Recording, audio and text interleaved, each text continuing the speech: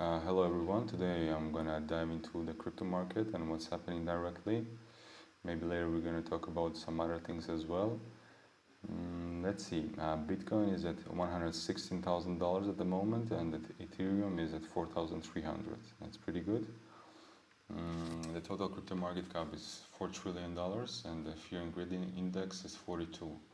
Altcoin season is 55 out of 100. And average crypto RSI is 56.92.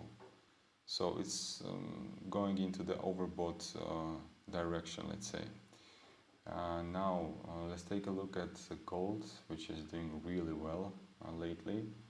It has surpassed its all-time high again, which was yesterday, and today it did it again. So that's huge. Gold is at $3,874 at the moment. Let's take a look at DXY because we know that DXY is very important for us. Whenever it goes down, crypto usually tends to go up. For the time being, the US dollar index is 97.6. And also, what's very important for us, for all season especially, is the Bitcoin dominance chart. And the Bitcoin dominance chart has been in this range that we are in since 22nd of August. Right now, as I'm looking at it, it's trying to break through the barrier and go past the 59.22 mark, which is the 59% dominance.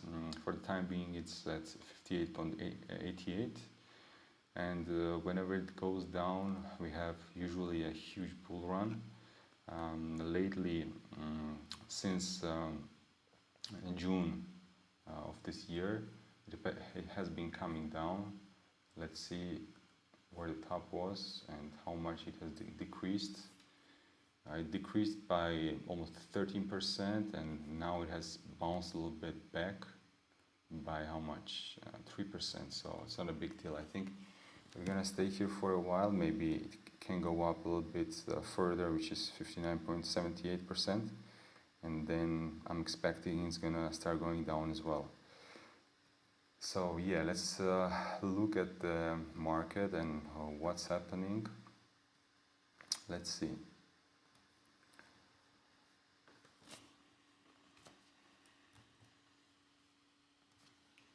Let's see. Let's take a look at the latest news. This is huge. Breaking, 9.3 trillion Vanguard is considering offering crypto products to its clients, which is a huge thing. As you can see, Vanguard is also one of the top asset managers like BlackRock, and they are also trying to get in and get a piece of the market because more and more people are getting involved and nobody wants to be left out. It makes sense. They make huge fees, and there's a lot of people like more elder generation who is not willing to buy directly from this kind of websites like exchanges like Binance, Crypto.com, Coinbase, the main ones like Kraken. They trust the companies that have been around for a longer time, and that's like a traditional market, and that's where they buy it from. Also, BlackRock today bought $200 million worth of Bitcoin and $227 million worth of Ethereum, which is huge. I mean, they wouldn't be buying this stuff if it's worthless, because these are the top guys who know what's going to be happening in the markets in the future, and they don't want to be left out, as I said. So what else? Fed rate cut odds for October just hit 96.7%, almost 97%, which is huge. Trump has been pressing Jerome Powell, the Fed chair, since he came, because he thinks that the inflation rate is very high, and basically the only reason that it's not going lower is because of the people who are in the Fed. I think there are 18 people on the who are deciding the fate of the markets and these rates on a monthly basis, and since they are separately from the government, they have to make their own mind, make up their own mind, and no matter how much Trump is pushing them, this guy is not bending, let's say, because I was expecting him somehow to give in to the pressure, but no, he's headstrong. Actually, I think it was like 10 days ago, maybe 2 weeks ago, there was a meeting with Trump where he was talking about some numbers of the buildings for the Federal Reserve, and he directly told him on live TV that he was making a mistake. He actually took the paper away from him. He took a look, put on his glasses to read it, and on live TV said that he was making a mistake, that it was already in the budget and it's nothing on the top, so it's nothing new.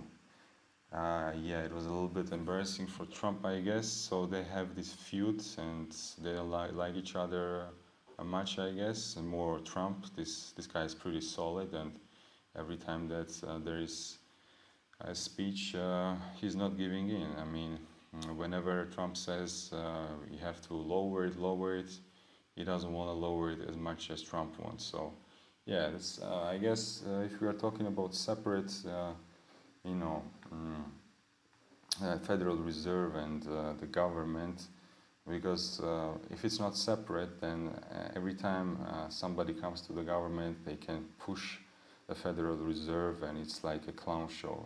So this gives Federal Reserve a little bit of credibility that they are not being pushed around. So I guess that's good. For us, it's gonna be better if the rate cuts are gonna be continuing. We had the first one, 25 basis points at the last month, which was great.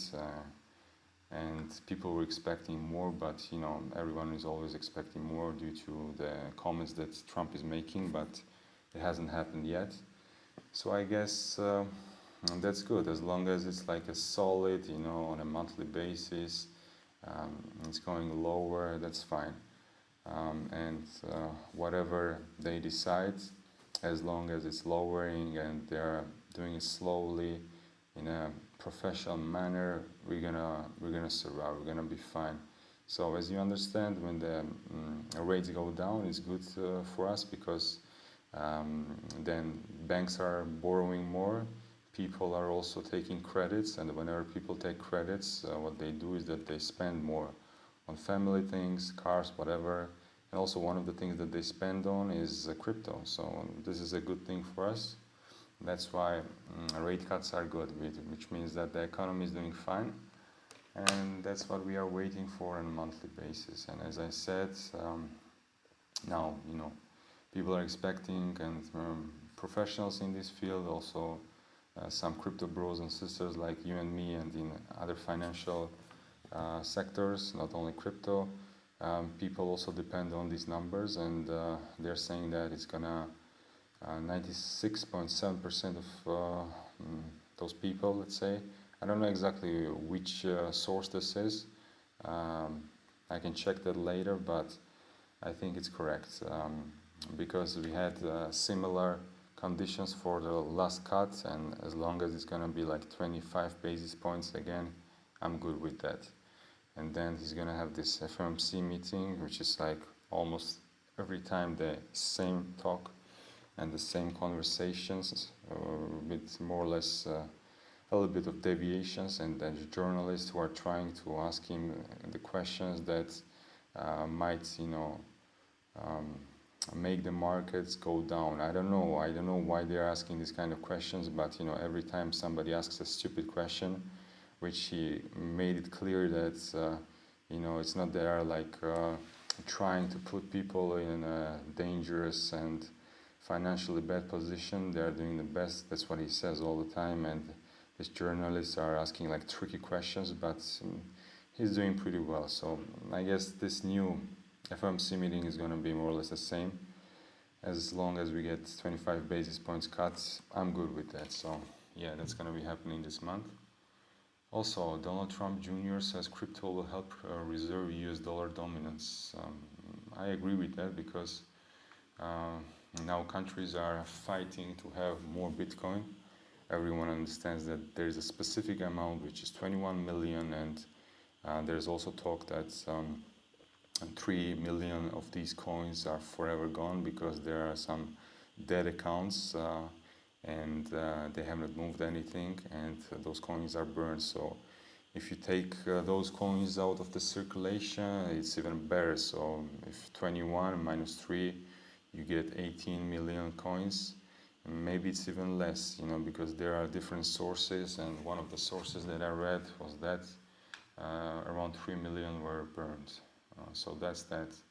As I said 4 hours ago, BTC broke $115,000, which is great. Whenever BTC starts moving up, we're also moving up.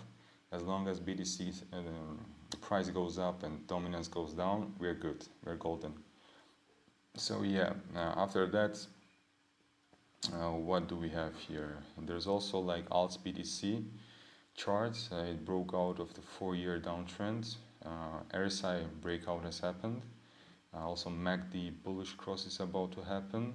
And based on this, if you look at this chart only, I think this month of October, which is the 1st of October today, is going to be great. Yeah, let's see what's going to happen. I mean, I'm cheering for the alts because most of my investments is in altcoins, and I think most of the people who are invested, they don't want to buy like a chunk of BTC. They prefer to buy some coins, like they'd rather have 1,000 coins or 100 coins of something than 0.0001 of BTC. It's a psychological thing, and I also understand that, and it makes sense to me. So yeah, there are plenty of coins out there. Lately, obviously, more and more coins have been coming out, but I believe that those coins will serve a purpose, and they're gonna start going up again. Some might even reach all-time highs, and some might even go farther than that. I'm usually looking at top 500, 600 coins, and depending on how things are going and what the developers are doing, how the team is working, if they're updating their accounts, if they are letting people know that for the future they have some plans, then depending on that, I make my purchases. So I think this right now is a great opportunity to make some investments. And as I was saying yesterday, it's better to invest in on spot positions because leverage is pretty tricky. If you open a large position on leverage, and as you know, these cartels, they are moving the prices up and down and liquidating people like crazy.